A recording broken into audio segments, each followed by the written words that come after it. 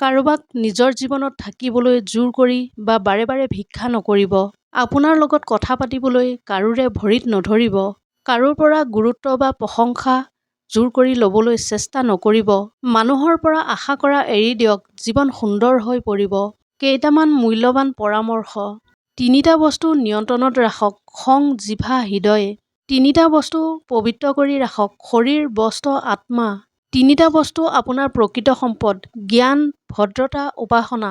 3টা কথা সদায় প্ৰিয়, বিশ্বাস, সত্যতা, অংগীকাৰ। 3টা বস্তু চিন্তা কৰি ব্যৱহাৰ কৰক, কলম, প্ৰতিশ্ৰুতি, খোজ। 3টা বস্তুৰ পৰা আঁতৰি থাকক, মিছা, অহংকাৰ, অভিশাপ।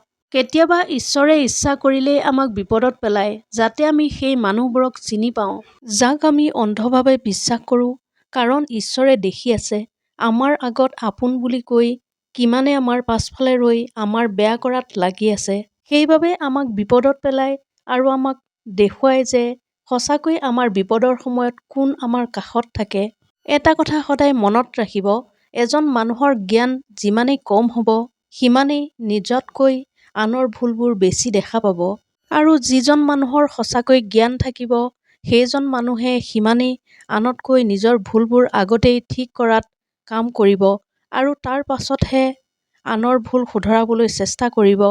পৰিয়ালৰ সদস্যসকলৰ লগত যিকোনো মুহূৰ্ততে ধৈৰ্য ধৰি ৰাখি মৰমেৰে যিকোনো সমস্যা কথা ঠিক কৰা মানেই হ'ল পৰিয়ালটোৰ প্ৰতি প্ৰেম। আন মানুহৰ লগত যিকোনো মুহূৰ্ততে ধৈৰ্য ৰখা মানে সন্মান কৰা আৰু নিজৰ ওপৰত ধৈৰ্য ৰাখি আকৌ আগবাঢ়ি যোৱা মানেই আত্মবিশ্বাস। আৰু ভগৱানৰ ওচৰত ধৈৰ্য ৰখা মানেই প্ৰকৃত বিশ্বাস। কোনোবাই যদি আপোনাৰ মূল্য নুবুজে, তেতিয়া সেইজনক অতিমাত্ৰা মূল্য দি নিজকে সস্তীয়া নকৰিব। কেতিয়াবা নিজৰ মূল্য বজাই ৰাখিবলৈ কঠিন হ'বলগীয়া হয়, কাৰণ অতিৰিক্ত গুৰুত্ব দিয়াৰ মূল্য সকলোৱে বুজি নাপায়। যিসকলৰ মিছা কথা কোৱাৰ অভ্যাস আছে বা যিসকলে সঁচাটো ক'লে সহ্য কৰিব নোৱাৰে, তেনে লোকৰ আগত আপুনি তেওঁলোকৰ ভুলটো দেখুৱাই যদি সঁচাটো কয়, তেওঁলোকে সেইটো মানি ল'ব নোৱাৰে। হয়তো তেওঁলোকে আপোনাক আক্ৰমণ কৰিব বা আপোনাক এৰি থৈ যাব। আচলতে সত্যৰ সন্মুখীন হ'বলৈ সাহস লাগে, যিটো সকলোৰে নাই। আপোনাৰ জীৱনৰ বেয়া স্মৃতিবোৰ পাহৰি যাবলৈ চেষ্টা কৰক। আপুনি কোনো কামত বা বিষয়ত মনোযোগ হেৰুওৱাৰ এটা মূল কাৰণ হ'ল অতীতৰ যন্ত্ৰণাদায়ক স্মৃতিবোৰ।